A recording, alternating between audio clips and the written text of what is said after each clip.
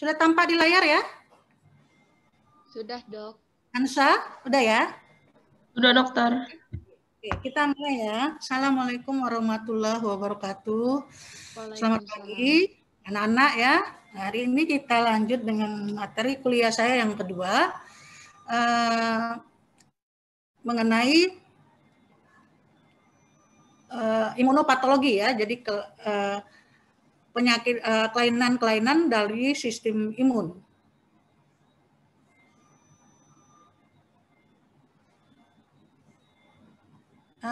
Kemarin kita sudah mengenal istilah imunitas ya.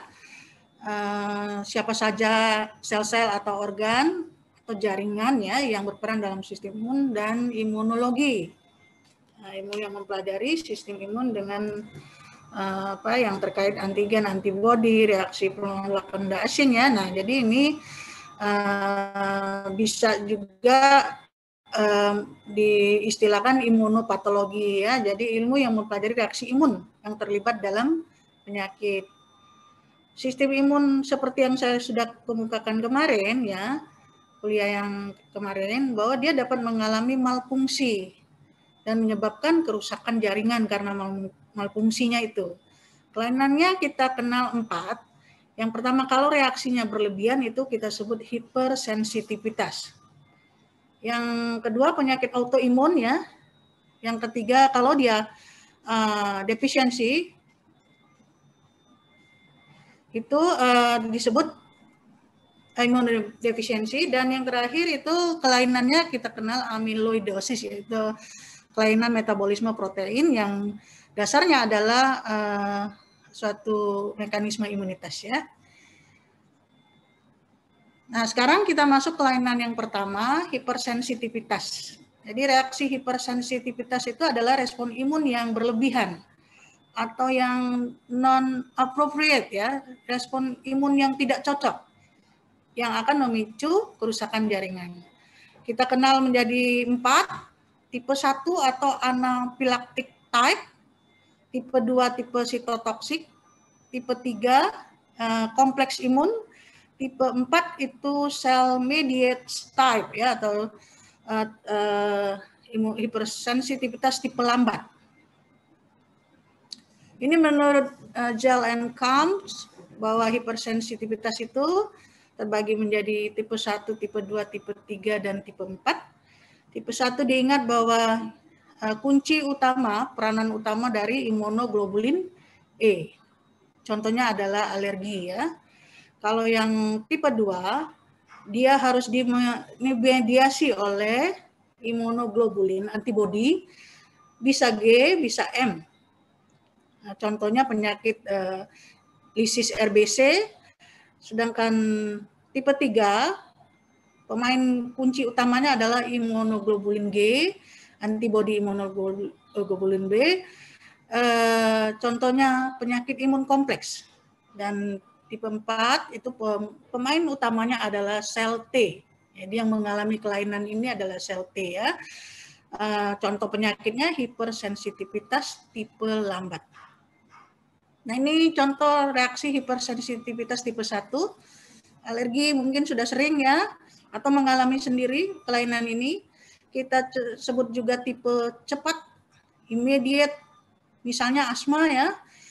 Penyakit rinitis alergika, misalnya oleh serbuk-serbuk tanaman, kemudian alergi makanan.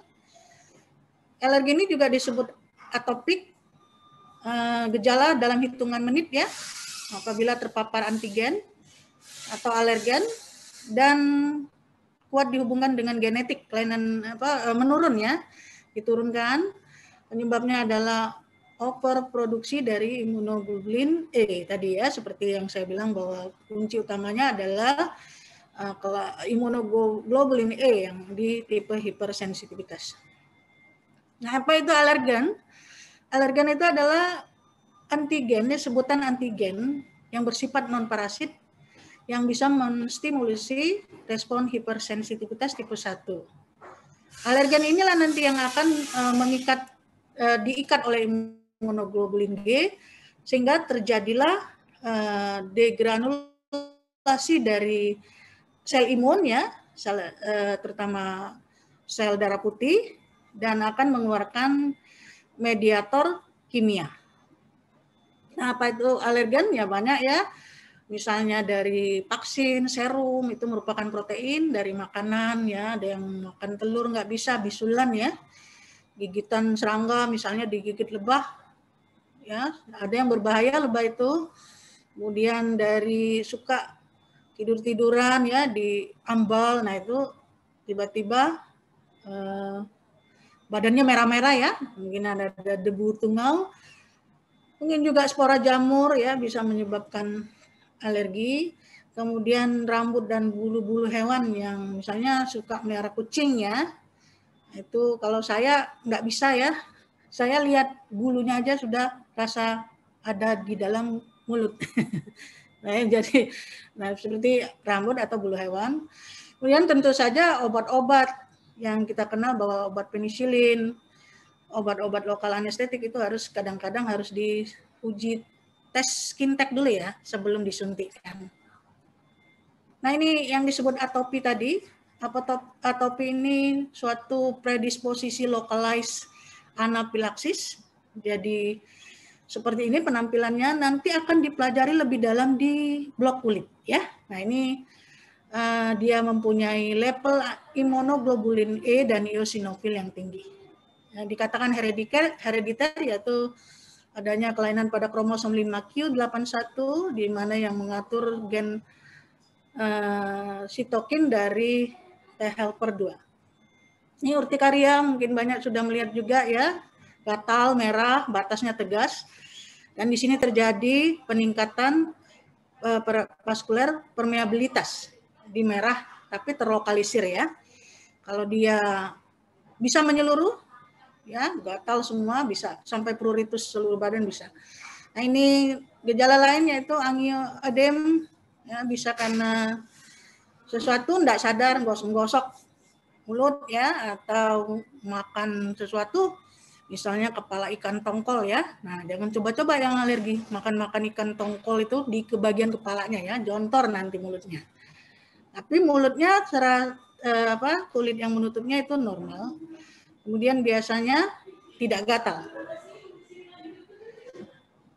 Ini tabel yang menunjukkan reaksi hipersensitivitas tadi secara rinci dari onset waktu, Tesi.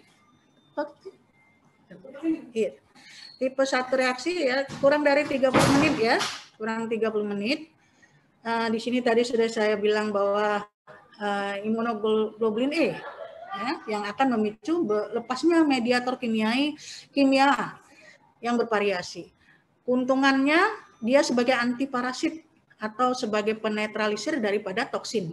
Contohnya ya ini ya localized alergi, asma, rinitis alergika, heavy fever ini ya, atau sistemik anafilaksis, misalnya habis disuntik orangnya pingsan, tidak bangun-bangun, bahkan fatal ya, menyebabkan kematian. Nah, ini yang hati-hati nanti kalau udah koas ya, pada saat menyuntik pasien harus diuji dulu, dites dulu di kulitnya. Nah, reaksi tipe 2 kurang dari 8 jam waktunya ya. Tadi sudah saya bilang antibody ya, pemain utamanya antibody IgG atau IgM yang akan memediasi sistem komplement, sistem jalur komplement ya. Kemarin kita sudah bahas mengenai komplement. Nah, ini hubungan antara inflamasi dan antibody itu di tipe 2. Dari komplement ini akan terjadi sitotoksik, jadi selnya hancur karena ada toksik daripada sel T. Keuntungannya apa? Karena dia mengaktifasi komplement, maka akan terjadi fagositosis ya. Ingat tabel yang saya jelaskan kemarin, jadi fagosit misalnya sel-sel darah putih, makrofag, neutrofil, basofil itu berperan sebagai fagosit ya. Dan langsung melisis sel-sel yang bersifat sel patogen yang bersifat ekstraseluler. Jadi dia langsung ya, atau mikroba yang lainnya ya. Nah, contohnya di sini reaksi transfusi darah, ya, antibodi tipe 2 ini, kemudian penyakit RH, kemudian resus faktor ya. Nah, kemudian juga penyakit autoimun masuk juga ke reaksi tipe 2 seperti Pasteur syndrome. Nanti kita bahas ya.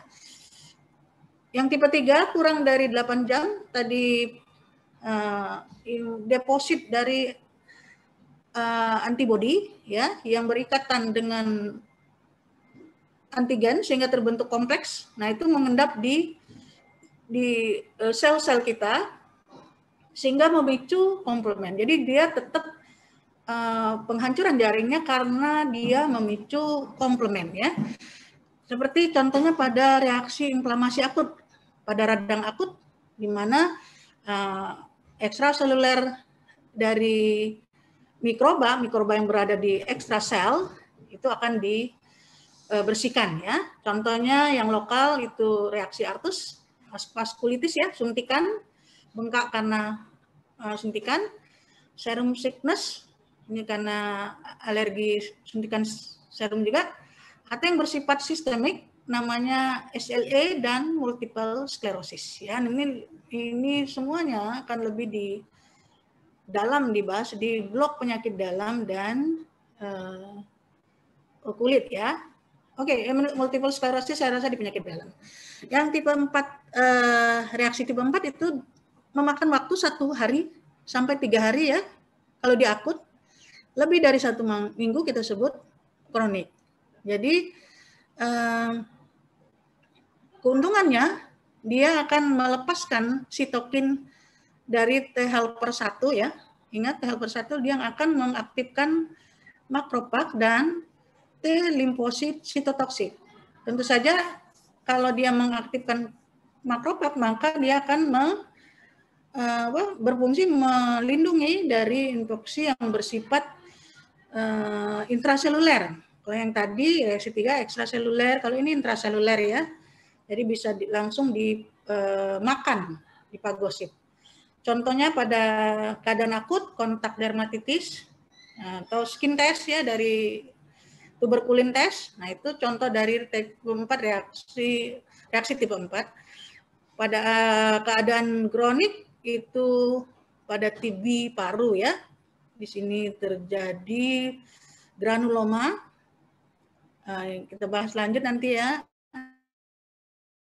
Atau skin graft misalnya ya. Jadi ini reaksi penolakan dari jaringan yang ditransplant. Nah, ini mekanismenya bagaimana? Mekanisme dari tipe 1 ya, reaksi tipe 1. Di sini tadi saya sudah bilang bahwa imunoglobulin E-nya akan mengalami overproduksi ya pada reaksi hipersensitivitas tipe 1. Karena apa?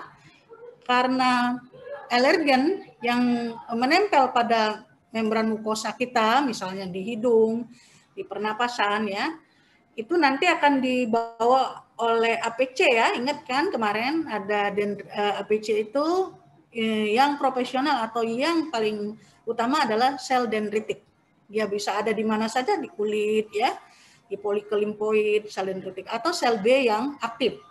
Nah, itu akan dibawa oleh APC tadi, si alergen tadi, maka dia akan mengaktifkan T helper 2 untuk menghasilkan ini ya, interleukin 4.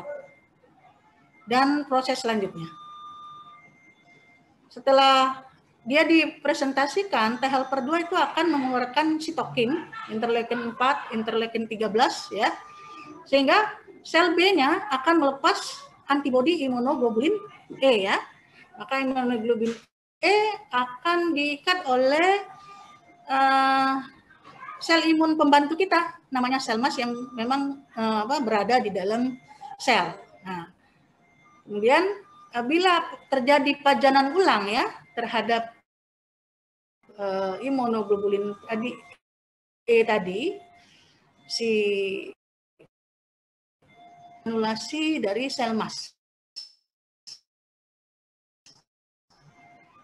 Sehingga terciptalah terjadilah alergi yang bersifat akut, maka keluarlah histamin, heparin ya yang menyebabkan misalnya kalau di tenggorokan atau di salur pernapasan bawah itu sekresi mukus, lendir ya, pada kulit terjadi vasodilatasi serta pembengkakan atau edema. Jadi ini ciri-ciri daripada sel peradangan akut. Nah, ini ya, jadi dimulai dari presentasi dari antigen, kemudian merangsang T helper 2, T helper 2 memicu sel B menghasilkan imunoglobulin atau immunoglobulin production, kemudian sel massnya teraktivasi, lepaslah semua mediator kimia, ya, yang sitokin tadi. Sitokin ini antara lain interleukin 3, interleukin 4 yang kita bahas sedikit kemarin ya. Nah, interleukin 3, interleukin 4 ini akan juga menyebabkan aktivasi dari mediator yang lain seperti granulocyte ya, ini makropak, ini makropak maksudnya. Kemudian tumor nekrosis faktor alfa, interleukin 89, ya itu adalah aktivasi dari faktor inflamasi. Nah, baru nanti akan terjadi efek ya di pembuluh darah, di saluran pernapasan ya. Contohnya ini asma, eksim, dan reaksi anafilaksis. Nah, ini tadi ya, apa saja sih mediator kimiawi yang ada pada reaksi hipersensitivitas? 1, nah itu tadi sudah saya sebutkan antara lain histamin ya, kemudian serotinin, kemudian eosinofil, ECFA, NCFA ya, neutrophil chemotactic factor, protease, di mana itu adalah efek primer. Jadi begitu yang pertama-tama mediator yang dikeluarkan adalah ini ya. Sifatnya hampir sama, dia meningkatkan mediator kimiawi ini meningkatkan permeabilitas pori-pori pembuluh darah ya, tetapi menyebabkan kontraksi dari otot-otot polos. Misalnya dari bronkus ya, terjadi bronkospasme. Serotinin juga sama fungsinya dengan histamin. Eosinofil chemotactic factor tentu untuk menarik si eosinofil, neutrofil juga ya, dan protease itu enzim yang bisa menyebabkan keluarnya sekresi mukus, kemudian pembuluh darah bisa degradasi, basement membrannya rusak ya, atau menyebabkan aktivasi dari komplement. Nah, kalau yang sekunder ini bisa sitokin dan bisa lipid ya, lipid mediator. Nah, lipid mediator ini antara lain FAF, jadi agregasi dari platelet. Jadi pada saat terjadinya reaksi hipersensitivitas itu platelet akan mengumpul dan mengalami merusak ya setiap yang misalnya membran-membran mukosa yang terjadi endapan di sana. Leukotrin masuk ke mediator yang sekunder. Prostaglandin terbalik dengan histamin tadi, vasodilatasi sama, kemudian platelet agregat, kontraksi otot polos pulmonari, bradykininin sama ya dengan histamin. Sitokin, nah ini ya sitokin yang paling penting itu ada interleukin 1 dan tumor nekrosis faktor alfa itu berperan pada sistemik anafilaksis ya. Jadi pada anafilaksis shock itu interleukin 1 dan tumor nekrosis faktor yang akan memicu terjadinya kerusakan jaringan. Interleukin 4 dan interleukin 13 tadi sudah saya diperlihatkan di gambar bahwa dia memicu produksi imunoglobulin E dan berbagai interleukin lainnya ini ya. Oke, ini ya hipersensitivitas tipe 2. Tadi udah selesai, mudah-mudahan bisa ditangkap ya. Coba nanti dibaca lagi ya. Saya agak cepat karena waktu kita mepet ya. Hypersensitivitas tipe 2, antibody mediated hypersensitivity ya. Jadi hipersensitivitas yang dimediasi oleh antibody. Tadi antibodinya siapa? Antibody imunoglobulin G atau M. Antibody ini akan diarahkan melawan antigen pada membran atau permukaan sel, kita istilahkan sebagai autoantibody. Jadi dia menyerang sel tubuh ya, jadi autoantibody. Kemudian reaksi antigen antibodi ini akan mengaktifkan sistem komplement. Nah, contohnya tadi sudah ya reaksi transfusi dan hemolytic disease pada bayi baru lahir. Mekanismenya ada 3 ya. Nah, setelah antigen menempel pada permukaan sel tubuh kita, maka antibodi itu akan mengikat antigen. Setelah dia terjadi ikatan antigen antibodi itu ada 3 proses selanjutnya. Pertama, aktivasi komplement. Dari rangkaian kerja dari komplement itu, ingat bahwa dia terakhir membentuk molekul MAC ya, Membrane Attack Complex. Jadi MAC ini yang akan menyebabkan lisis dari sel target. Yang kedua, memicu antibody dependent cell mediated cytotoxicity atau ADCC. Jadi itu akan keluar sel T sel C yang dengan Fc reseptor itu akan mengikat Fc antibody pada reseptor Fc pada sel antibody. Yang ketiga, dia menyebabkan opsonisasi, dan dari opsonisasi ini sistem fagosit kita menjadi aktif, fagositosis. Jadi ini bolak-balik di skema tentang kerja rangkaian sequence dari komplement. Jadi ingat aja C1 sampai C9 itu nanti dia akan pecah menjadi C3, C3A, C5A ya, dan molekul dari ini MEC, kemudian dari C3A, C5A itu akan mengaktifkan ya sistem fagosit. Ini jadi antibodi mengikat antigen pada permukaan sel, terjadi fagosit ya dari ini antibodi tadi, kemudian ikatan itu mengaktifkan komplement ya. Komplement memicu terjadinya lisis sel target. Nah, di sini di dalam skema ini disebutkan bahwa sel NK natular killer itu tanpa harus diaktifasi ya, dia bisa beraksi sebagai penghancur atau sitotoksik ya terhadap sel target. Di sini sudah ada imunoglobulin G yang berikatan dengan sel sitotoksik, dan dia akan langsung melisis sel targetnya. Atau juga memicu komplement melalui jalur klasik ya, ingat ya, jalur klasik ya. Tentu saja ujungnya adalah lisis daripada sel target. Contoh autoimunitas, tadi sudah saya singgung sedikit, Goodfather syndrome. Siapa antigennya? Antigennya itu adalah kolagen ya. Jadi si kolagen ini, rantai alfa 3 dari membran basement kita itu mengandung kolagen, misalnya di ginjal, di paru-paru, itu dianggap non-sel oleh antigen, dianggap antigen sama antibodi kita. Jadi antigennya dianggap ini adalah rantai alfa 3. Autoantibodi, maka terjadilah autoantibodi, kemudian dia menempel pada sel NK misalnya ya, Fc reseptornya itu tadi menempel pada sel NK.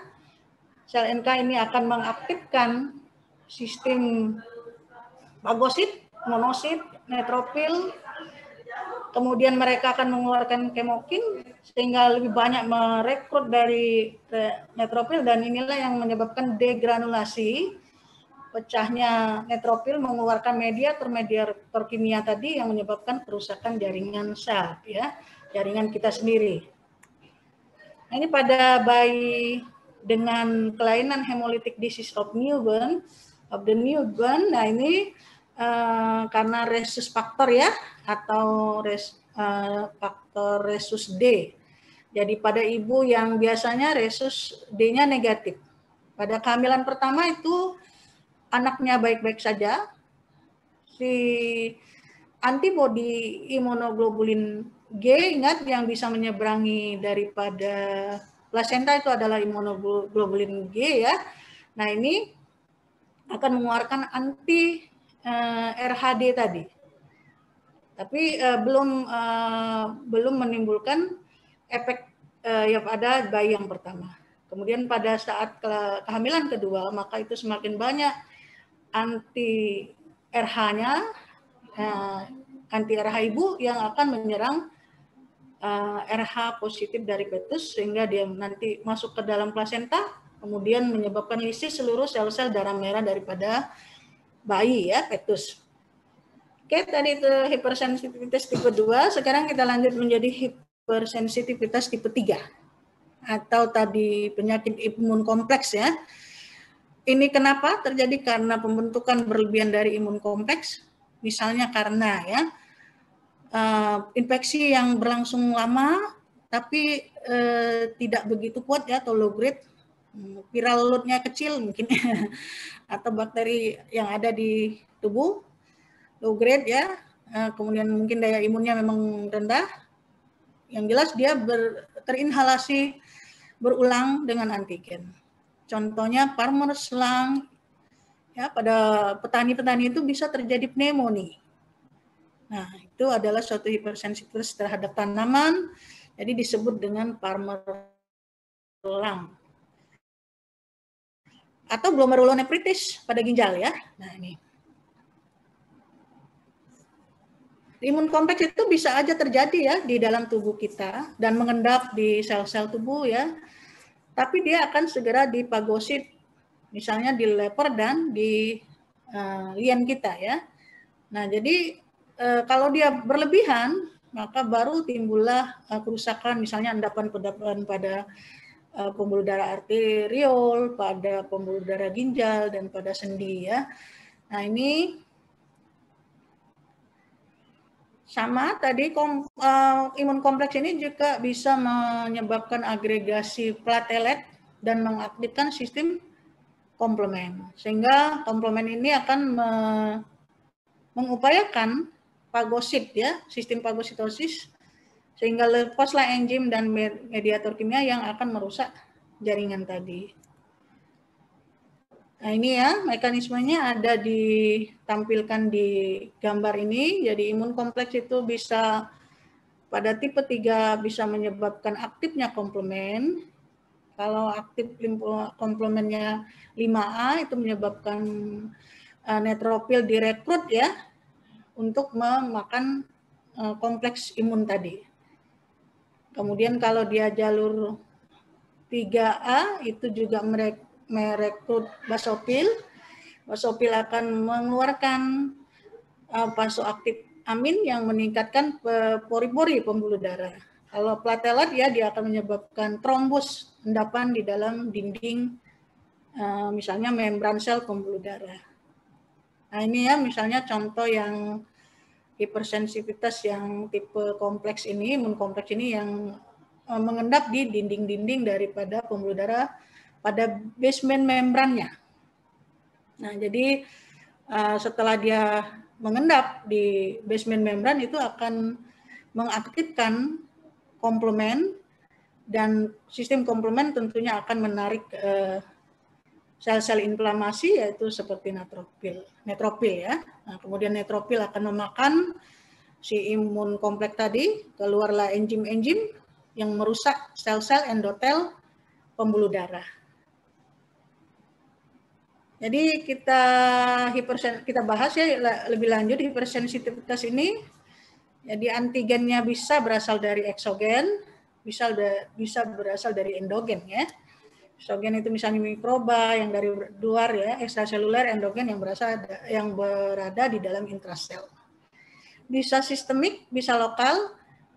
Kalau sistemik contohnya serum sickness akut atau vaskulitis ya, kita lihat sebagai vaskulitis, di mana tadi sudah dilihatkan di gambarnya endapan kompleks imun pada dinding pembuluh darah arteriol atau kapiler. Kemudian terjadi pelebaran dari atau peningkatan permeabilitas vaskuler dan melepas vasoaktif sitokin, kemudian ikatan kompleks itu akan berikatan dengan reseptor Fc atau komplement C3b. Ya, Fc dari antibodi tadi, jadi dia ikatan kompleks ini atau komplement 3b. Setelah komplement aktif, maka ingat ya jalurnya, yang 3B memperkuat opsonisasi, yang 5A itu akan merekrut atau yang disebut dengan kemotaktik ya, merekrut netrofil, monosit, kemudian monosit mengeluarkan protease atau oksigen reaktif, kemudian efeknya menjadi peningkatan permeabilitas vaskular karena mediator kimia ya, histaminnya keluar ya, kontraksi otot polos, kemudian dilisis oleh molekul MEK, kemudian kalau dia menyebabkan agregasi trombosit ya, itu akan terjadi koagulasi pengumpalan di trombosit di ginjal, misalnya terjadi glomerulonefritis, pada sendi bisa terjadi artritis, juga pada jantung, pada serosa bisa terjadi endapan daripada agregat trombosit ya dari jantung. Jadi tiba-tiba orangnya miokard infarct ya, bisa juga dipicu oleh imun. Bagaimana morfologinya itu di pembuluh darah itu terjadi endapan fibrin ya, jadi seperti jaringan ikat. Kemudian diserang oleh netrofil, terjadi perdarahan dan edem yang kita sebut dengan vaskulitis nekrotikan akut atau nekrosis fibrinoid.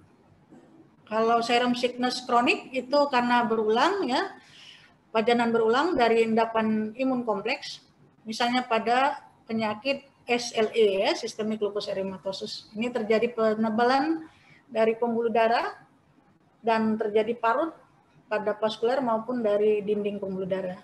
Nah, yang tadi yang lokal hipersensitivitas ketiga ini contohnya reaksi artus ya, di mana terjadi vaskulitis dan nekrosis pembuluh darah yang terlokalisir, misalnya disuntik dengan antigen yang dilemahkan vaksin ya pada host. Nah, itu akan terjadi reaksi artus, bisa terjadi reaksi artus. Nah, ini saya ingatkan lagi bagaimana sistem komplement sangat erat hubungannya ya, baik dengan reaksi hipersensitivitas tipe 2 dan tipe 3. Jadi pada alternatif pathway itu komplement bisa dipicu oleh faktor V, faktor D ya, protein P, protein D, faktor FC, kemudian pada klasik pathway itu komplement dipicu oleh antibodi, diaktifasi oleh antibodi. Pada lektin pathway, jalur lektin itu adanya manus glukosa ya, manus binding lektin. Nah, ini dari jalur komplement tadi, maka dia akan menjadi 3A, kemudian 3B ya, 3B itu fungsi untuk fagositosis, 3A dan 5A untuk rekrutmen atau kemotaksis. Ini ya, rekrutmen ekosit, misalnya netrofil. Kemudian yang ketiga dia akan membentuk molekul MEC ya, membrane attack complex. Jadi molekul MEC ini yang akan langsung memfagosit ya, melisis ya. Kalau yang fagosit dia akan memakan. Kalau netrofil itu juga ya akan langsung mendestruksi patogen yang masuk.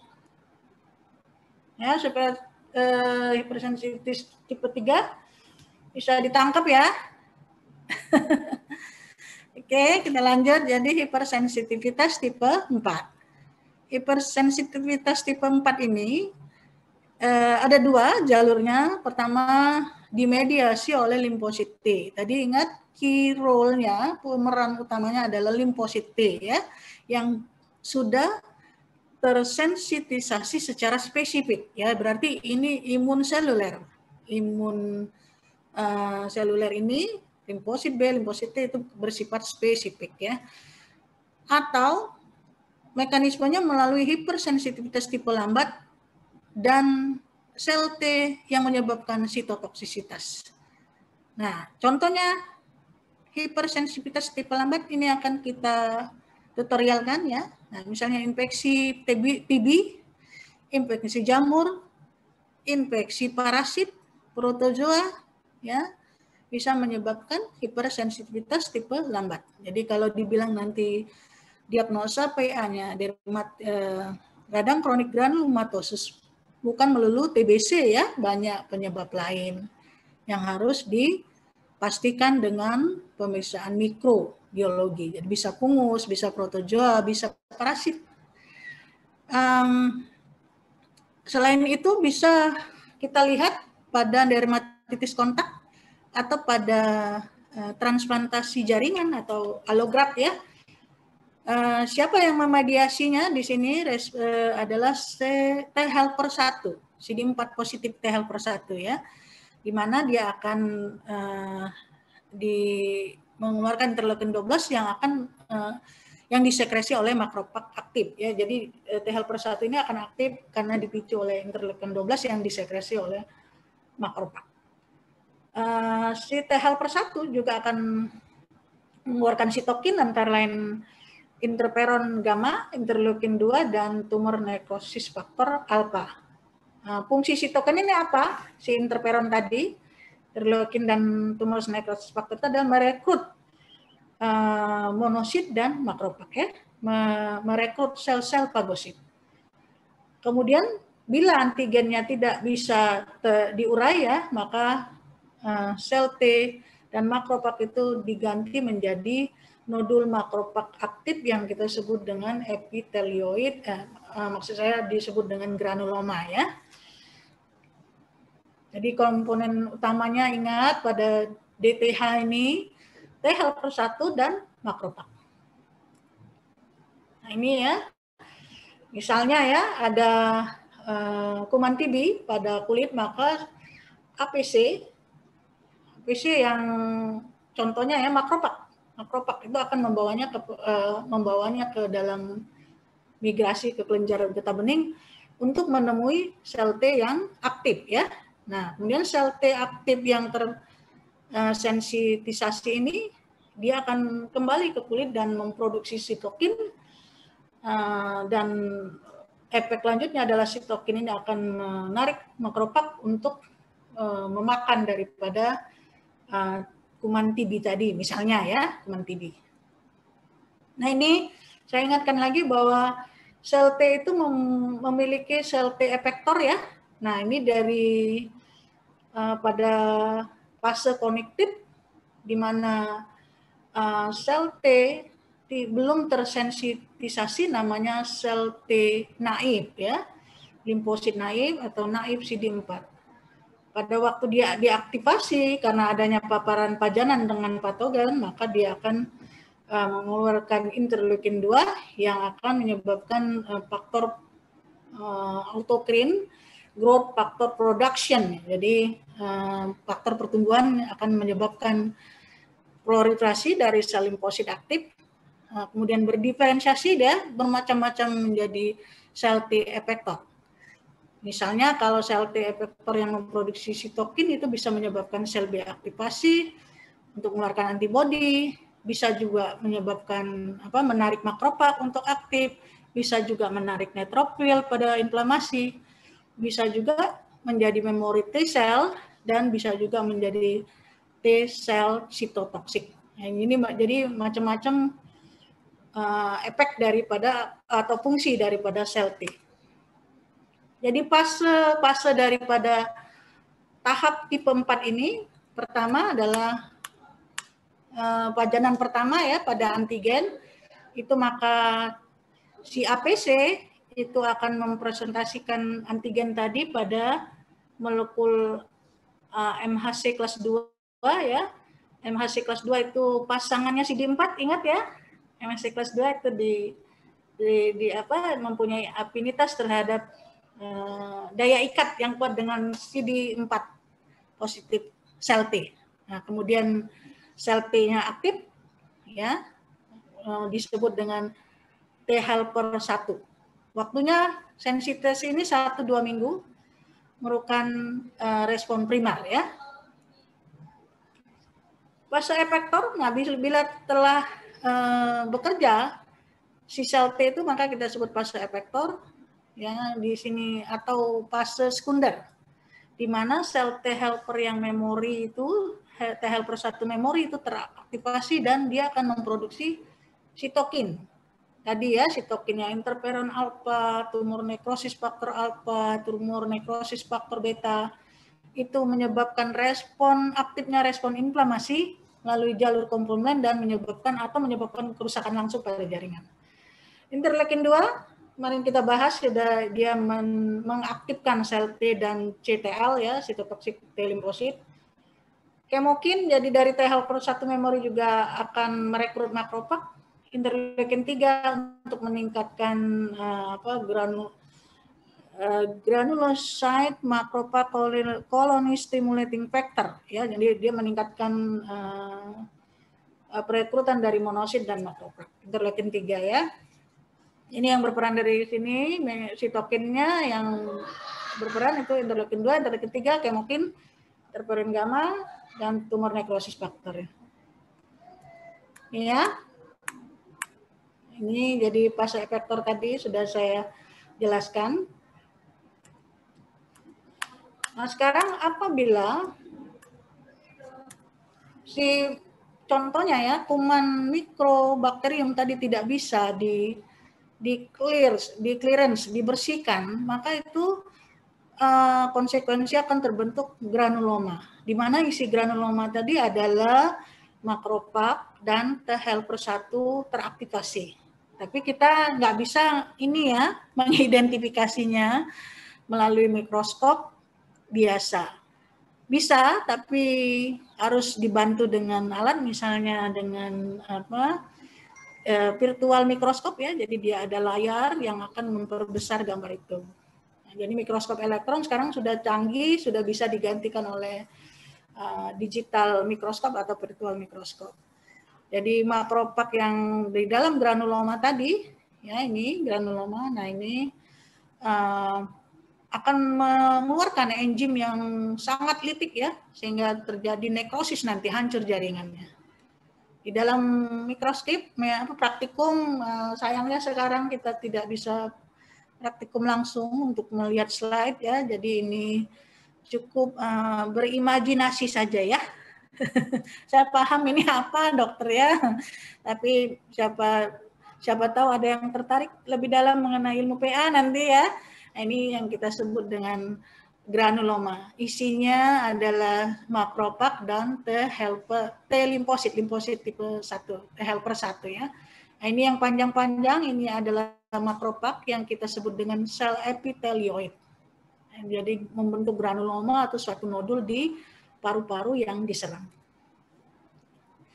Sekarang lanjut ya, bagaimana manifestasi klinis daripada hipersensitivitas tipe 4. Kalau akut, contohnya kontak dermatitis tuberkulin reaksi ya, pada kronik, pada tadi pembentukan granuloma di jaringan paru misalnya ya, atau pada transplantasi organ, pada skin graft ya. Nah, itu di klinisnya bisa kontak dermatitis seperti eksim ya. Nanti mungkin akan lebih dikuasai pada saat masuk ke blok kulit. Nah, ini ya. Nah, obat-obatan maksud saya, obat-obatan bisa memicu hipersensitivitas, terutama penisilin. Penisilin itu dulu ya sebagai obat utama pada pengobatan semua antibiotik zaman dulu seperti obat dewa penisilin. Nah, tapi ternyata penisilin ini bisa menyebabkan shock ya. Jadi apa saja golongan turunan dari penisilin itu harus dilakukan skin test ya. Jadi dia bisa memicu reaksi 1 sampai 4. Semua bisa terjadi karena memakan penisilin. Jadi hati-hati ya. Apalagi nanti taunya penisilin, jadi dikit-dikit makan penisilin. Ya, pasiennya dikit-dikit dikasih penisilin. Nah, ini jadi bisa pada orang alergi bisa memicu reaksi hipersensitivitas. Nah, ini contoh kontak dermatitis ya. Jarang ya, tapi ada kasusnya. Nah, ini secara mikroskopik bahwa timbul gelembung-gelembung ya yang berisi air. Nah, kalau secara mikroskopik maka lapisan epidermisnya itu pecah. Jadi membentuk rongga. Ini adalah bulanya ya secara makrosnya. Nah, secara mikroskopik terbentuk rongga-rongga di dalam epidermis. Kemudian banyak diinfiltrasi oleh sel-sel radang. Ya, di sini hanya bisa kita lihat sebagai sel limfosit titik-titik hitam kecil-kecil. Nah, itu adalah sel limfosit. Makropak mungkin ada di sini ya. Jadi kalau dia tadi ingat kuncinya adalah T helper 1 dan makropak. Di mikroskopik kita akan melihat sebagai mikropak dan sel limfosit. Jadi sel limfositnya yang hitam-hitam kecil ini, makropaknya lebih besar, cuman saya tidak bisa perlihatkan di sini. Sekarang tadi setelah DPH, si persensivitas tipe lambat, juga tipe 4 ini langsung melisis atau T-sitotoksik yang aktif ya. Misalnya untuk virus, untuk sel tumor, untuk reaksi akut dari transplantasi organ, itu langsung terjadi lisis pada sel-sel yang tidak cocok atau virus yang ditemuin. Mediatornya agak lain dengan yang lain, ini di perforin, granzyme, dan jalur reseptor puzzle dan PAS dan puzzle ya, yang akan ini merupakan ligan daripada program kematian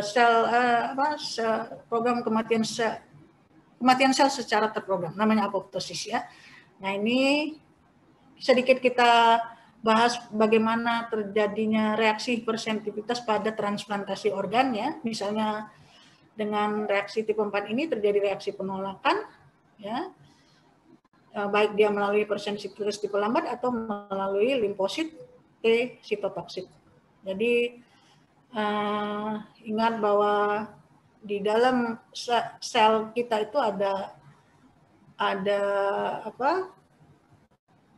sistem imun, ada molekul imun yang disebut dengan molekul HLA atau MHC. Kemarin ya, molekul major histocompatibility complex, MHC atau HLA ya, dia ini disandi oleh molekul HLA. Ingat bahwa molekul HLA1 ini terdapat pada semua sel berinti ya. Itu gennya A, B, C, kemudian sifatnya molekul kelas 1 ini adalah antigennya bersifat endogen, ingat yang kemarin ya, berasal dari intrasel. Kemudian molekul kelas 1 ini pasangannya atau mempunyai afinitas ikatan yang kuat dengan sel limfosit tipe sel limfosit C ya, TC atau CD8. Kemudian juga bisa mengaktifkan molekul kelas 2, MHC kelas 2 yang diaktifasi oleh APC. Ini antigen presenting selnya sel dendritik, makropak, sel B, sel T ya, dan disandi oleh HLA-D. Jadi ABC kalau ini yang molekul kelas 2 ini HLA-D ya. Ingat bahwa molekul kelas 2 ini pasangannya adalah CD4 T helper ya. Jadi jalur antigennya adalah bersifat eksogen dari ekstraseluler. Ingat kemarin gambarnya ya. Atau bisa secara langsung penolakan reaksi transplantasi rejeksi dari allograft ini ya. Nah, jadi CD8 itu langsung mengenali HLA1 si donor dan akan melisis jaringan yang ditransplantasi. Jadi ketidakcocokan ya. Jadi ingat bahwa pada reaksi penolakan jaringan transplant itu adalah kuncinya adalah kerja dari molekul MHC kelas 1 dan kelas 2 ya. Ini sudah saya jelaskan kemarin ya, kerja daripada MHC kelas 1 dan 2. Ya, efek pengenalan allograft tadi bisa terjadi penolakan hiperakut misalnya ya, di mana bila resipien pernah tersensitisasi sehingga antigen di dalam graft itu menyebabkan jejas yang dimediasi oleh komplement atau melalui antibody dependent cell cytotoxic ya, ADCC. Jadi penolakannya bersifat hiperakut atau sitositis langsung oleh si T limfosit T sitotoksik. Bagaimana secara makroskopik organ yang mengalami yang ditolak tadi, dia akan kebiruan ya dan berbintik-bintik serta lemas ya. Kemudian secara mikroskopiknya akan diarahnya sehingga terjadi jejas dari sel-sel endotel. Penolakannya bersifat akut ya, mulai dari ditransplantasi sampai beberapa hari. Terapinya dengan imunosupresi ya, diterapi. Mungkin ini nanti juga akan dibahas lebih dalam lagi di ginjal ya, bab ginjal. Seluler akut di sini di mana limfosit T sitotoksik itu akan merusak sel endotel yang ditanam ya. Kemudian terjadi kerusakan endotel. Nah ini contoh lain adalah klinisnya terjadi vaskulitis subakut ya, di mana nanti akan terjadi impak pada jaringan yang ditanam. Yang penolakan kronik itu terjadi beberapa bulan sampai beberapa tahun, misalnya transplantasi ginjal ya, nanti efeknya akan terjadi iskemik pada jaringan yang ditanam karena adanya fibrosis ya daripada arteri yang pada jaringan yang ditanam. Ini pada transplantasi sumsum tulang juga kadang-kadang tidak terjadi kecocokan ya daripada resipien dan donor ya, dari sumsum tulang resipien dan sumsum tulang donor. Nah, oke. Jadi itulah reaksi dari kelainan imunitas yang pertama, hipersensitivitas tipe 1, 2, 3, dan 4. Lanjut ya. Oke, kita lanjut dengan yang kelainan kedua, di mana terjadi gangguan toleransi terhadap sel diri atau sel toleran, gangguan ya. Jadi namanya penyakit autoimun. Normal ya, sel-sel imun kita tidak bereaksi dengan sel-sel diri. Ya, dia tidak responsif. Jadi sel imun tadi kemarin sudah saya jelaskan, sel T itu secara simultan mengenali ini sel diri sendiri atau sel antigen ya. Nah, itu secara normal dia tidak akan responsif terhadap sel diri, misalnya protein, DNA, mielin ya, apa saja yang sel diri itu. Nah, ini karena ada mekanisme toleransi dari imunologi yang disebut sentral dan perifer, toleransi sentral, toleransi perifer. Nah, ini dasar dari kelainan penyakit autoimun. Apa yang dimaksud dengan toleransi sentral? Jadi saya sudah jelaskan kemarin bahwa sel T itu tidak semuanya hidup ya, dia akan diseleksi negatif dan yang bertahan itu disebut seleksi positif. Jadi sel antigen itu banyak diekspresikan di timus dan dia disampaikan oleh APC dengan bantuan molekul MHC atau molekul HLA tadi. Kemudian di dalam timus bahwa sel T ataupun reseptor sel T yang memiliki sensitivitas yang tinggi terhadap sel itu akan dimusnahkan yang disebut dengan seleksi negatif. Pada sel B yang tidak mengalami delesi secara sempurna ya, misalnya dia akan tetap bereaksi terhadap sel antigen, misalnya mielin, kolagen, tiroglobulin, ini ya, hormon-hormonnya dia tetap bereaksi terhadap sel antigen. Apa yang dimaksud dengan toleransi perifer? Toleransi perifer itu adalah sel T autoreaktif yang dapat lolos dari seleksi negatif itu akan dibuat inaktif di jaringan perifer. Jadi dia tidak akan. Halo, ini ada yang menghidupkan ininya, audionya yang dimatikan. Adi tolong dimatikan. Oke, yang lain jelas ya? Ya, kita lanjut. Jadi di jaringan perifer maka sel T yang autoreaktif itu dibuat tidak aktif dengan cara energi ya. Energi itu artinya sel T yang autoreaktif tadi dibuat inaktif. Tapi dia irreversible dan irreversible ya. Tidak reversible. Jadi dia tidak aktif. Kemudian disupresi oleh sel T regulator. Apa aja sel T regulator itu? Pengatur sel T itu CD4 ya, dan di mana nanti akan terjadi sekresi dari sitokin, misalnya interleukin 10,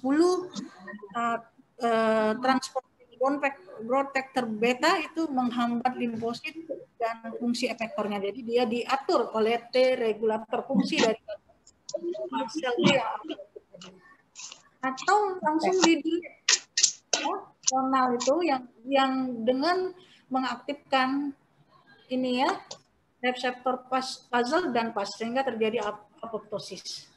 Tapi bisa juga dibuat pecah antigen tadi yang disebut dengan sequester antigen dan dia dari otak, testis, otak ya.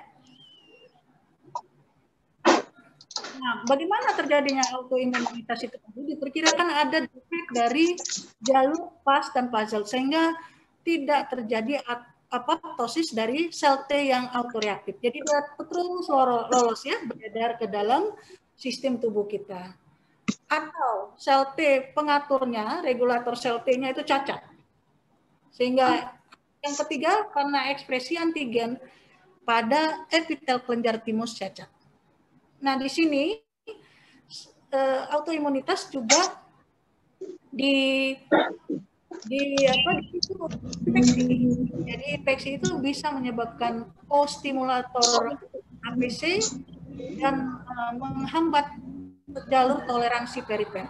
Jadi dia akan menyerupai molekul pada misalnya pada antigen sendi ya, hingga terjadi artritis di sini. Kemudian kalau infeksi ini karena progresif dan bisa berulang, jadi bisa sembuh, nanti bisa kambuh lagi ya. Nah tadi ada mimikri molekul dia jadi menangkap epitop ada antibody. Jadi dia ngusir mengusir antibodi itu dengan memiliki seperti sel ya. Nah ini jadi sentral dan peripheral tolerance ini dalam perkembangan sel T itu bahwa di timus itu ada klon sel T yang sel reaktif, ada yang non sel reaktif. Non sel reaktif ini berkembang ya selektif positif. Sedangkan yang sel itu bisa di central tolerance di mana terjadi apoptosis di kemudian sel itu diatur secara terprogram ya. Kemudian bisa juga dia lolos ke perifer yang memicu induksi ya, dengan pas puzzle itu di apoptosis di perifer sel T yang autoaktif atau dia dibuat energi tidak aktif ya. Nah ini jadi mekanisme sentral dari peripheral tolerance tadi ada dilesi dan ada escape ya. Dilesi ini langsung dihancurkan pada saat dia lolos ya dari timus tadi sel T autoreaktif itu akan dibuat sequester, akan dibuat apoptosis dengan pas atau sitokin atau dikontrol ya dengan apoptosis di ini ya atau diregulasi dengan sel T pengatur. Bagaimana tadi kerusakannya terjadi defeknya pertama kegagalan autoantigen induced clonal deletion. Jadi ini kegagalan faktor puzzle dan pas ya ligannya. Pas dan ini jadi tidak terjadi apoptosis. Kedua adanya molekul co-stimulator yang tidak cocok. Jadi tidak terjadi clonal anergi. Ini mekanisme penyakit autoimun itu karena kegagalan atau aktivasi dari induced cell death itu tidak terjadi, gagal. Kemudian gangguan T-cell energi, mana protein dari mikroba itu menyerupai antibodi ya, kemudian menyerupai ya, polyclonal lymphocyte activation, jadi super antigen aktivasi daripada autoreactive T-cell. Nah, kemudian lepasnya antigen spester karena misalnya di mata ya, karena dia ada di mata maka dia lepas. Traumatic uveitis pada testis itu menyebabkan orkitis atau penurunan. Yang keenam itu mekanismenya penurunan aktivitas dari T regular. Ini industri dari pada self breaking of self toleransi bisa dipicu oleh jejas atau inflamasi ya. Tadi sudah saya sebutkan. Ya, jadi ada istilahnya viral trigger, jadi trigger, jadi infeksi virus yang bisa memicu respon autoimun. Jadi bisa infeksi itu menyebabkan penyakit autoimun. Nah, ini mekanismenya, misalnya ya, pada sistemik optalmia itu karena keluarnya sektor sel antigen sehingga memicu aktivasi sel non tolerans. Lepasnya mediator inflamasi ya, karena infeksi dari APC itu misalnya pada SLE.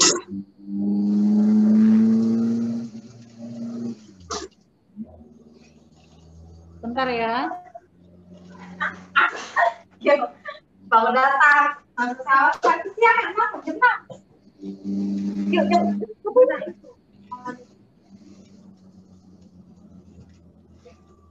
Yuk, coba ayo ada ya di situ nah di belakang. 15. Mudah-mudahan manis ya. Ada yang harga.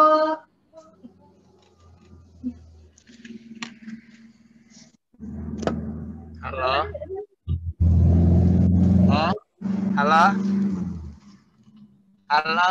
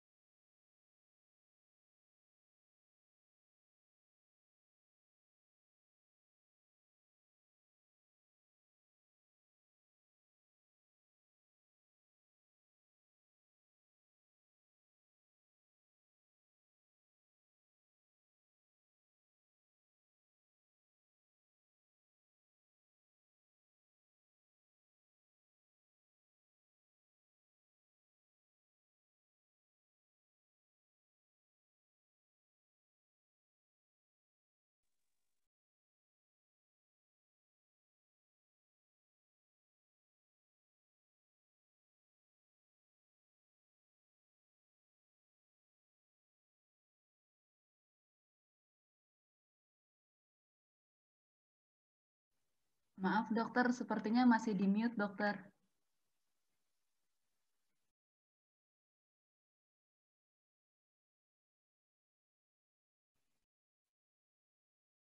Maaf dokter, suaranya tidak terdengar dokter.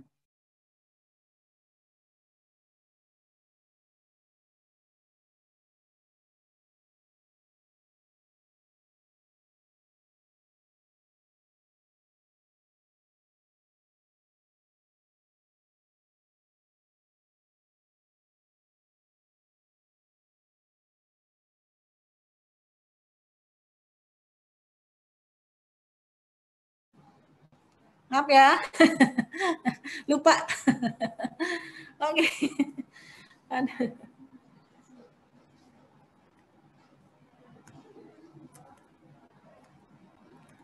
Oke, tadi ya kita ulang bahwa penyakit autoimun itu kita bagi menjadi sistemik dan lokal atau spesifik organ. Kalau sistemik contohnya SLE dan rheumatoid arthritis, pada organ spesifik bisa mengenai tiroid dan bisa mengenai otak. Ini contoh autoantibody terhadap antigen RBC ya, terjadi lisis karena RBC dianggap antigen ya, jadi terjadi fagositosis daripada sel RBC sehingga sel RBC kita hancur ya. Ini pada penyakit Graves disease di mana terjadi hipertiroid karena reseptor TSH, thyroid stimulating hormone, reseptornya itu dianggap sebagai dianggap sebagai antigen ya, sehingga terjadi autoantibody dan ini yang akan menghalangi stimulasi yang menyebabkan stimulasi hormon sintesis terus berlanjut sehingga terjadi overproduksi dari hormon tiroid. Nah, ini pada penyakit myasthenia gravis di mana antibodi itu menganggap reseptor asetilkolin itu adalah antigen, jadi disebut dengan autoantibody sehingga memblok aktivasi otot polos yang mengatur mata sehingga matanya paralisis ya, jadi matanya jatuh atau mata ngantuk. Jadi di sini autoantibodinya adalah asetilkolin. Hashimoto tiroiditis. Hashimoto tiroiditis itu adalah suatu kelainan autoimun di dalam kelenjar tiroid. Gejalanya adalah hipotiroid karena terjadi blocking autoantibody terhadap hormon reseptor TSH sehingga tiroid tidak berfungsi ya, hormon tiroid tidak terbentuk. Goodpaster syndrome sudah saya sebutkan tadi, autoantibodinya adalah tipe 4 kolagen pada membran dasar daripada misalnya pembuluh darah di ginjal dan di paru ya. Rheumatoid arthritis ini autoantibodinya adalah antigen yang disebut dengan rheumatoid factor atau antigen glukosa 6-fosfatase isomerase ya. Jadi manifestasi penyakit primernya itu terjadi endapan imun kompleks di dalam sendi sehingga memicu respon inflamasi. Ini di dalam SLE itu mekanismenya terjadi produksi yang kronik dari imunoglobulin ke dalam intraseluler, gejalanya luas ya, seluruh organ. Ini penyakit autoimun yang mengenai oral ya, rongga mulut, bisa Sjögren syndrome, bisa lupus erythematosus. Nah, ini nanti akan dikenalkan lagi di blok kulit. Ini sekarang kita contoh penyakitnya adalah sindrom Sjögren ya. Sindrom Sjögren itu adalah kerusakan kelenjar air mata dan kelenjar ilir kita sehingga menyebabkan matanya kering, keratokonjungtivitisika atau mulutnya kering, xerostomia ya. Kalau primer disebut sindroma Zika, tapi kalau dia bersama penyakit autoimun lain seperti RA, SLE ya, skleroderma, jadi bisa bersama tidak sendiri, sekunder ya disebut. Nah, jadi penderitanya adalah wanita usianya 35 sampai 45 tahun. Pasiennya sindrom Sjögren ini memiliki rheumatoid factor ya. Ini ANA terhadap ribonukleoprotein SSA atau SSB. Kemudian jejas terjadi karena aktivasi sel T4 terhadap sel antigen, dengan korelasi dengan infeksi virus seperti hepatitis C, HIV ya. Nah, ini sindrom Sjögren ini mengenai kelenjar sari-pari ya, nih bisa mengenai kelenjar air mata. Terjadi penurunan sekresi dari saliva dan air mata sehingga terjadi xerostomia dan xerophthalmia. Kombinasinya ya, antara beberapa kelenjar ini disebut Zika syndrome. Nah, ini adalah contoh pasien dengan sindroma Sjögren ini, jadi terjadi pembesaran kelenjar salipari. Gambaran histologinya kita lihat di sini bahwa serbukan limfosit dan sel plasma yang sangat padat ya. Nah, jadi menginfiltrasi dari ductus kelenjar salipari. Jadi bisa mengenai kelenjar glandula salipari mayor dan minor. Di parotid gland itu terjadi 50%. Ini sudah saya jelaskan tadi, secara histologinya udah dilihat ya. Nah, kalau Mikulicz syndrome itu pembengkakan bilateral kelenjar lakrimal, parotis, dan submandibula. Jadi ini multiple ya. Nah, etiologinya macam-macam, bisa kelainan darah, bisa TB, bisa sifilis, atau juga etiologi yang tidak diketahui. Kita sebut dengan Mikulicz disease. Nah, ini lidah orang yang mengalami Sjögren syndrome tadi ya, atrofi papil, piliform, dan pungiform. Jadi melihat dia merasa tidak nyaman ya dengan mulut yang kering. Nah, rasa terbakar pada matanya, gatal, tapi jangan takut ini pada wanita dewasa ya. Jadi kalau masih kecil-kecil, masih anak-anak enggak kena ya. Ini nanti terjadi ulcerasi daripada mata yang memicu fotopibia. Kalau dia mengenai kaki tangan disebut Raynaud phenomenon ya, jadi bergabung dengan kelainan yang lain. Oke, sekarang sistemik SLE. SLE nanti akan banyak dibahas di blok penyakit dalam ya. Tandanya apa? Ada autoantibody, antibody antinukleus ANA ya. Banyaklah perempuan daripada laki-laki 9:1. Ya, pada orang normal sebenarnya ada ya autoantibody antinukleus ini, ANA ini 10%.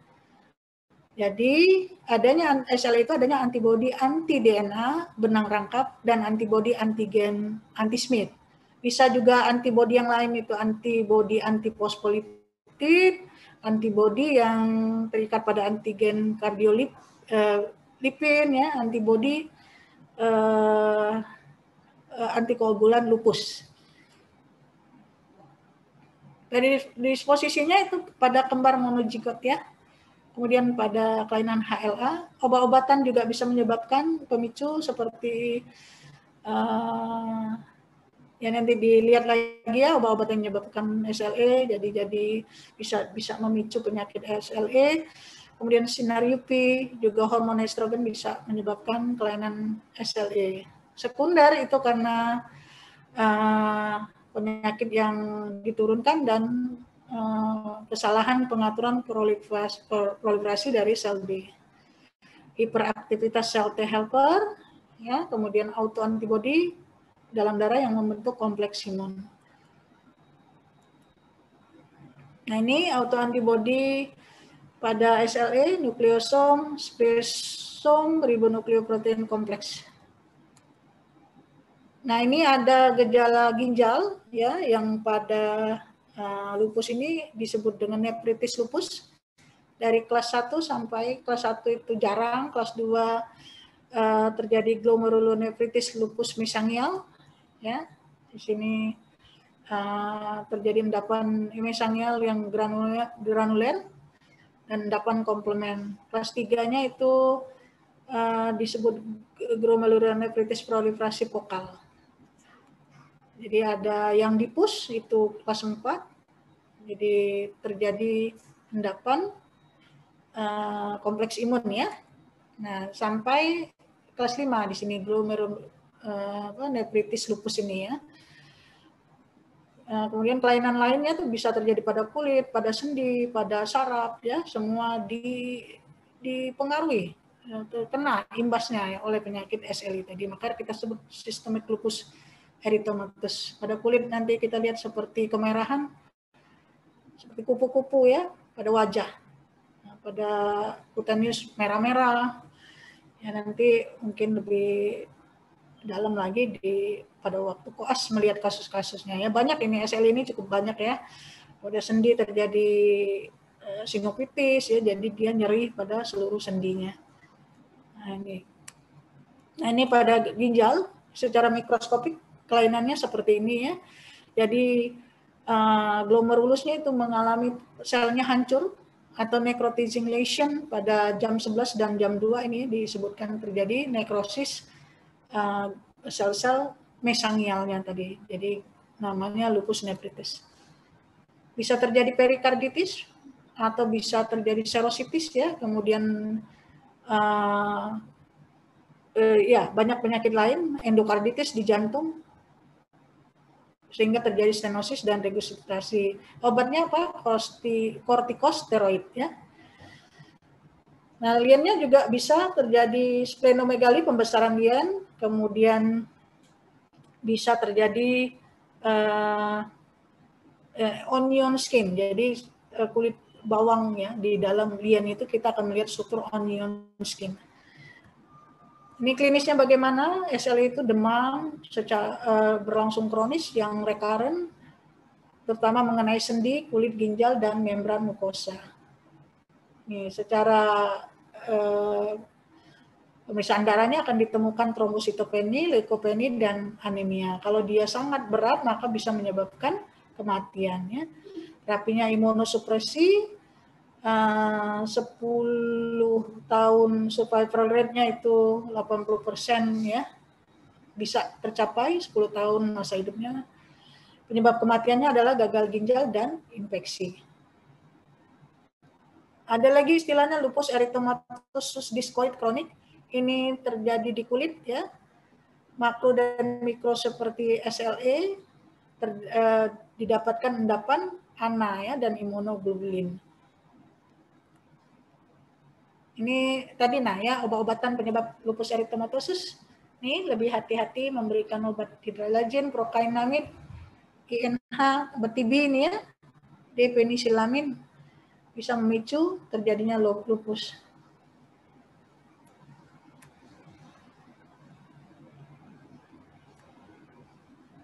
Multiple sclerosis ini diperantarai oleh sel T.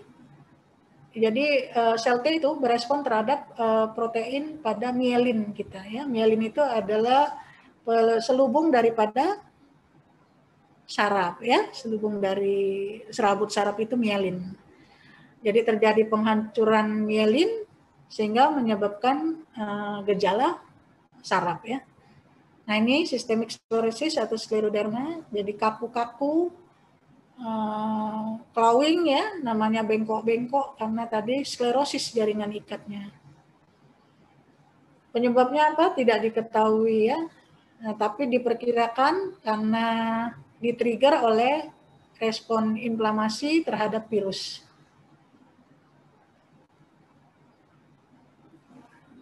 IDDM atau insulin dependent diabetes mellitus tipe 1 itu juga karena autoimunitas ya, jadi karena destruksi dari sel B dari pankreas.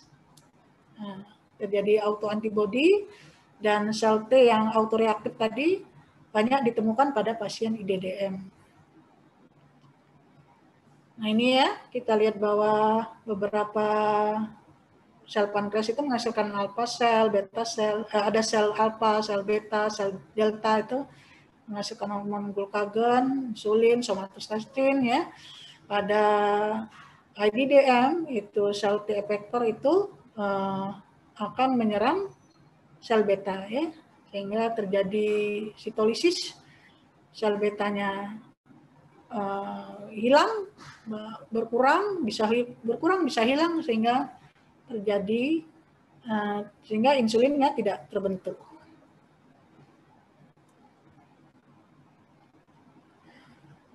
Jadi juga faktor lainnya diperkirakan juga karena kelainan alela dari MHC. Misalnya ankylosing spondylitis ya, itu penyakit HLA, rheumatoid ya, relativisnya itu karena kelainan MHC ini, misalnya HLA B27 pada penyakit joint ya, pada vertebra kita. Kita masih berapa menit? 15 ya, 9.15 atau 9.30? Sampai Halo? 9:10, dokter. Oh, 9.10. Sedikit lagi ya. Oke. Oke ya, ini kita lewatkan saja. Jadi bagaimana kita memperkirakan faktor gender dalam penyakit autoimunitas itu lebih banyak female ya. Jadi autoimun itu banyak pada female. Misalnya SLE itu bahkan 10:1, medullosklerosis 5:1, tiroid juga banyak pada wanita, pada IDDM itu hanya slightly ya, jadi hanya beda sedikit. Kemudian kemungkinan karena gen pengatur imun ya, tadi sudah disebutkan, ini sudah dijelaskan karena kelainan komplement, kelainan reseptor pengatur apoptosis ya, itu juga menyebabkan. Faktor lingkungan juga menyebabkan penyakit autoimun seperti merokok, jadi bisa terjadi good pasture syndrome. Jadi pekerjaan juga, paparan pekerjaan misalnya kerja di pabrik-pabrik yang menyebabkan polusi ya. Pengobatan penyakit autoimun dari ini biasanya anti-steroid ya, anti-inflamasi steroid atau non-steroid anti-inflamasi. Beberapa obat itu hanya simptomatik, misalnya insulin ya. Jadi tapi kadang-kadang gagal terapinya karena adanya block co-stimulation. Seperti itu ya, dan ya jadi tetap imunoterapinya ada kemungkinan kegagalan pada penyakit autoimun. Nah sekarang sudah autoimun yang terakhir imunodefisiensi ya. Imunodefisiensi ini ada bersifat primer, ada yang sekunder. Jadi yang primer tadi bersifat herediter, umurnya anaknya 6 bulan sampai 2 tahun ya. Kemudian karena antibodi dari ibunya sudah hilang, jadi terjadi umur 6 sampai 2 tahun. Pada sekunder itu karena perubahan fungsi imun karena infeksi, oleh malnutrisi, oleh penuaan, oleh terapi imunosupresi, oleh radiasi, oleh kemoterapi, dan autoimunitas.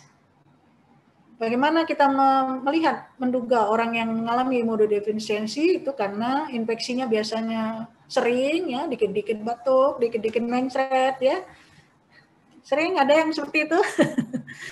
Ada kemudian organismenya unusual, misalnya dia ditemukan ini ya, eflora-efusi ternyata di dalamnya jamur. Kemudian organisme yang lambat dengan pengobatan, kemudian pada anak yang retardasi mental itu sering mengalami imunodefisiensi dan adanya riwayat keluarga. Kalau dia humoral antibody yang mengalami defisiensi, maka dia akan infeksi berulang terhadap bakteri yang bersifat encapsulated. Misalnya terjadi chronic sinopulmonary infeksi ya. Kalau dia sel T itu recurrent infeksi terhadap virus jamur dan organisme oportunistik. Gejalanya diare, ya, mental retardasi tadi pada pasien-pasien ini. Bisa juga terjadi kombinasi antara humoral dan sel T dan sel B, ya, kombinasi.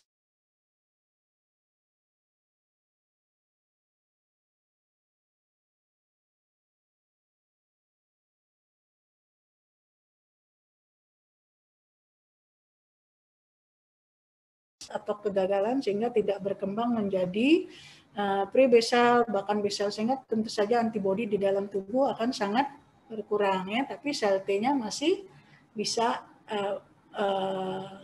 bisa bertahan ya sebagai pertahanan tubuh. Apa saja yang termasuk dalam imunodefisiensi tipe humoral ini contohnya transient hypoglobulinemia invasi ya, ini low level daripada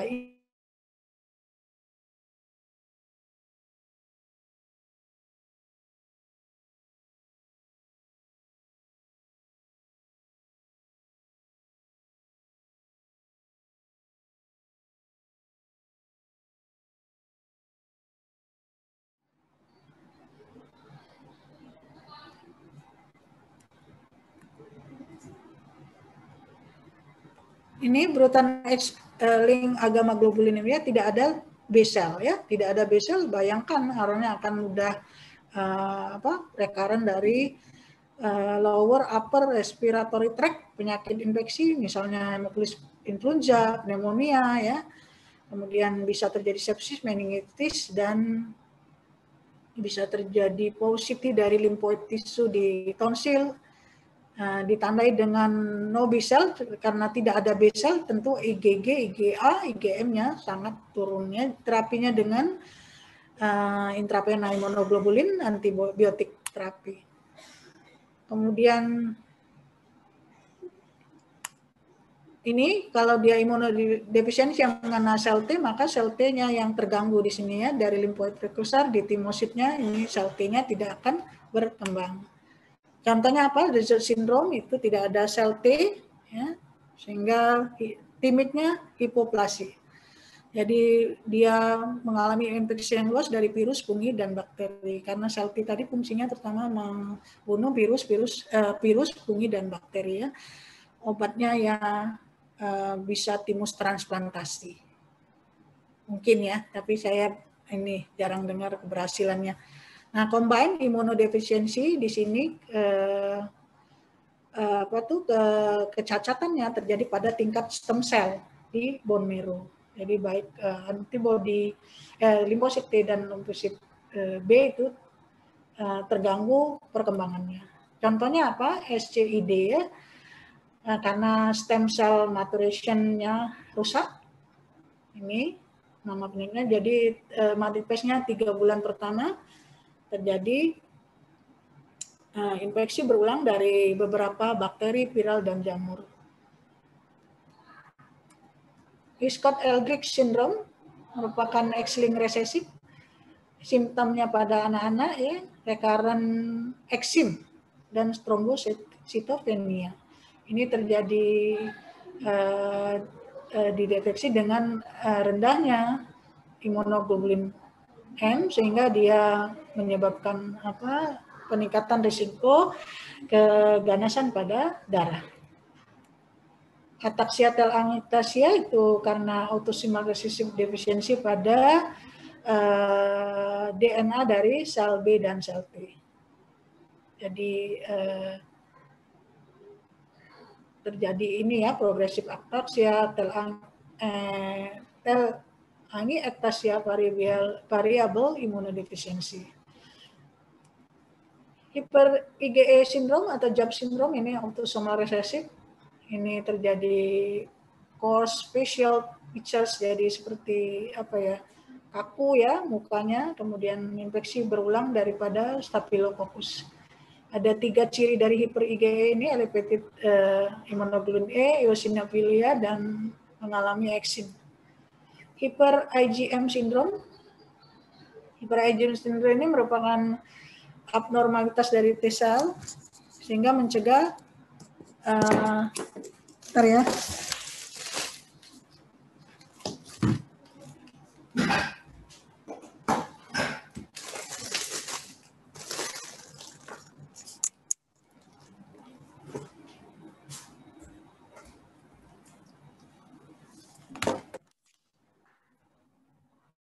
merupakan kelainan resesif terkait kromosom X, umur laki-laki umur 6 sampai 1 tahun. Sama terjadi infeksi yang berulang dari sinopulmonari dan diare. Jadi ini nanti imunodefisiensi bukan melulu AIDS ya, jadi banyak juga yang lain. Nah, sekunderi tadi apa? Karena malnutrisi, pada infeksi, pada kanker. Orang-orang yang kanker terjadi sekunderi imunodefisiensi. Pada penyakit renal, pada penyakit malignansi ya, kanker ya. Pada AIDS, nah AIDS ini ya saya harus sekalian penyuluhan ini ya. Jadi hati-hati banget sama virus ini, sampai sekarang masih mengancam orang-orang dengan seks bebas ya. Penyebabnya itu targetnya dari sel virus HIV itu adalah CD4, makrofag, sel dendritik, dan sel mikroglial. Ini ingat ya, target dari sel HIV itu adalah CD4, makrofag, sel dendritik, dan sel-sel mikroglial makrofag yang ada di otak. Ingat ya. infeksinya RNA, retrovirus, terjadi imunosupresi yang berat, ya, sehingga terjadi infeksi oportunistik. Ini yang menjadi retrovirus yang menginfeksi sel CD4 T limfosit, sehingga terjadi penurunan CD4. Kenapa? Penularannya terjadi karena seksual kontak. Jadi limfosit itu ada di dalam semen sperma, ya.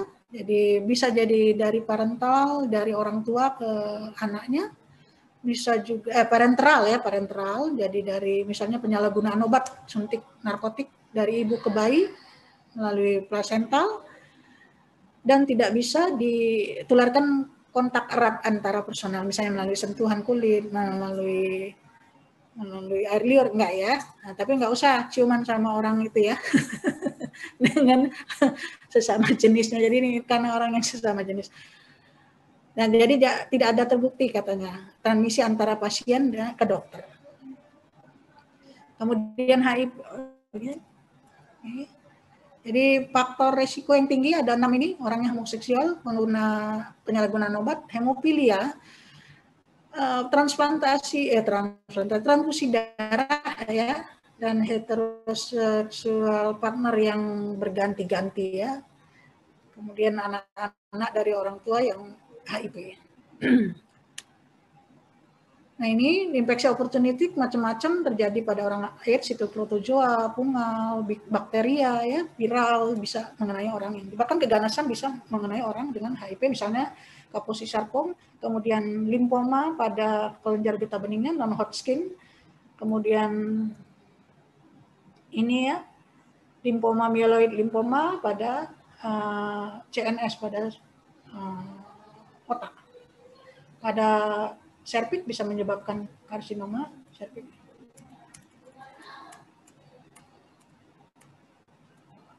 Nah, ini kumannya tadi, ya, strukturnya dia mempunyai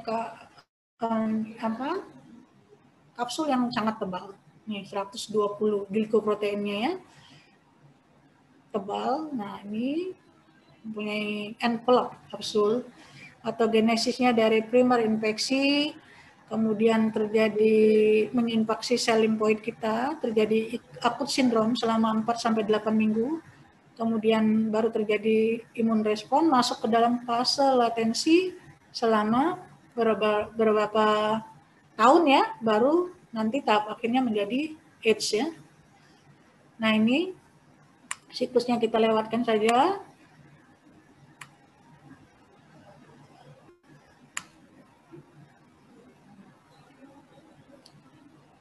Jadi ini, ya, HIV life cycle latent versus aktif infeksi in dalam makropak.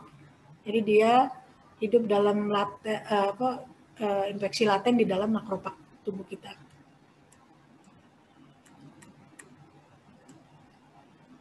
Jadi di sini dia pertama dia akan melekat dulu virus kepada sel T helper tadi CD4, sehingga terus fusi, ya, viral envelope-nya itu berfusi ke dalam sel T kita. Kemudian terjadi transkripsi dari viral RNA ke dalam DNA sel T. Ini, ya, siklus dari HIV, RNA tadi fusi ke dalam DNA strand, nah, baru terjadi replikasi daripada inti HIV. Integrasi, kemudian replikasi terakhir, ya. Nah, ini gejalanya bisa akut tadi 3-6 minggu, demam, kemudian bengkak pada kelenjar getah bening. Jadi pada orang-orang muda dengan pembengkakan laki-laki, pembengkakan kelenjar getah bening, kita kadang-kadang memikirkan suatu infeksi akut dari HIV, ya. CD4-nya masih tinggi, 500 ini titer CD4-nya. Yang masuk ke simptomatik HIV itu 10 tahun, ya. Masih CD4-nya lebih dari 500. Masuk ke fase simptomatik, nah, yang kita sebut AIDS, ya, di mana CD4-nya sudah turun 200, titernya 200, kemudian yang advance HIV disease itu ya CD4-nya kurang dari 50 titernya ya. Nah ini nanti bisa dilihat lagi karena waktu kita terbatas. Nah ini ya, saya memperlihatkan gambarnya bahwa dia mempunyai infeksi pada kandida ya, kandidiasis pada mulutnya. Ini kalau dia mengenai pembuluh darah akan terjadi Kaposi sarkom. Ini herpes simplex yang ada di lidah. Pada orang muda, ya pada orang normal tidak akan terjadi infeksi seperti ini ya.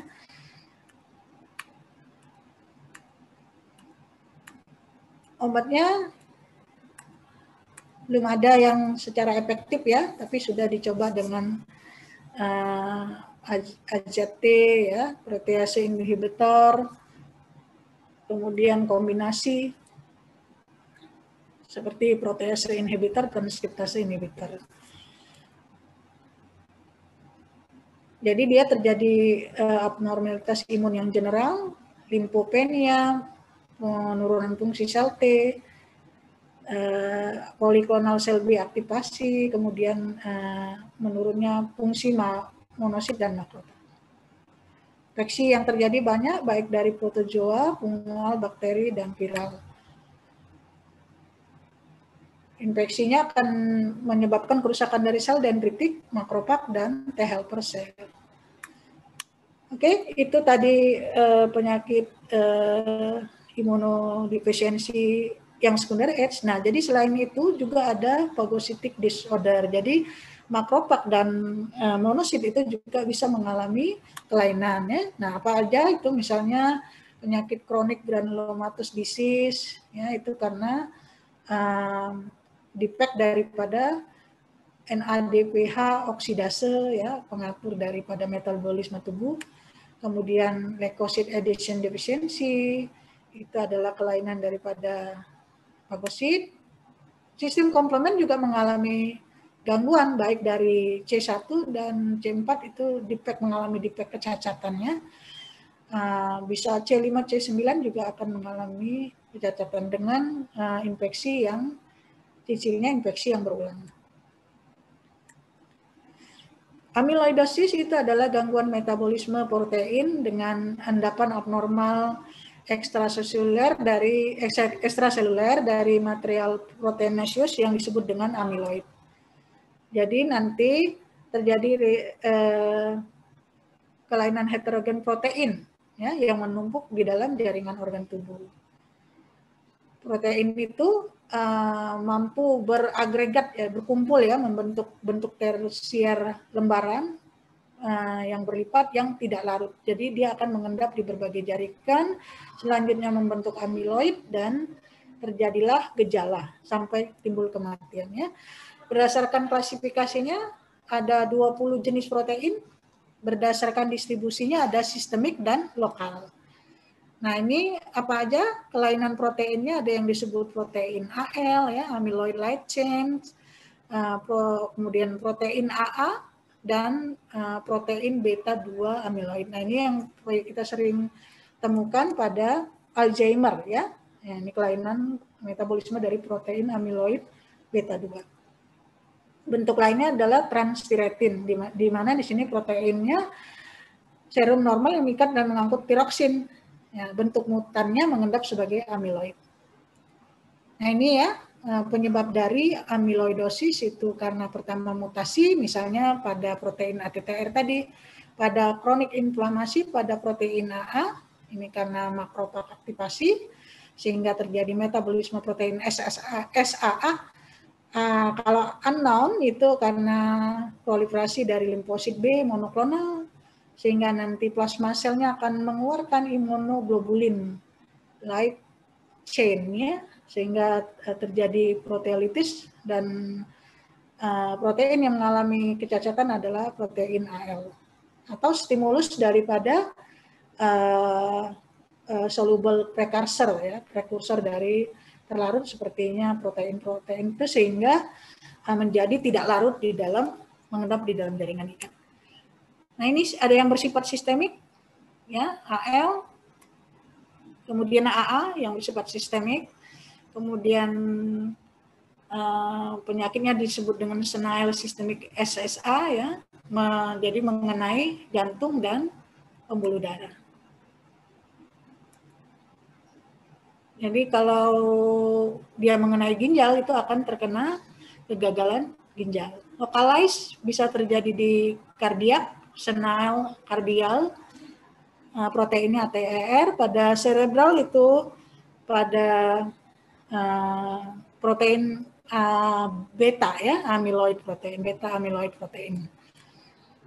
Ini pada amyloidosis yang mengenai jantung terjadi kelainan seperti yang kita lihat ini.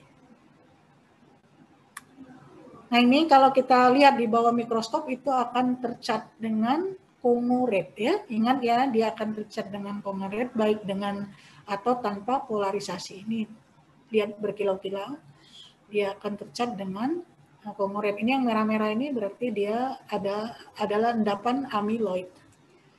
Mungkin itu saja, dicukupkan di sini ya. Memang agak luas bahasan kita.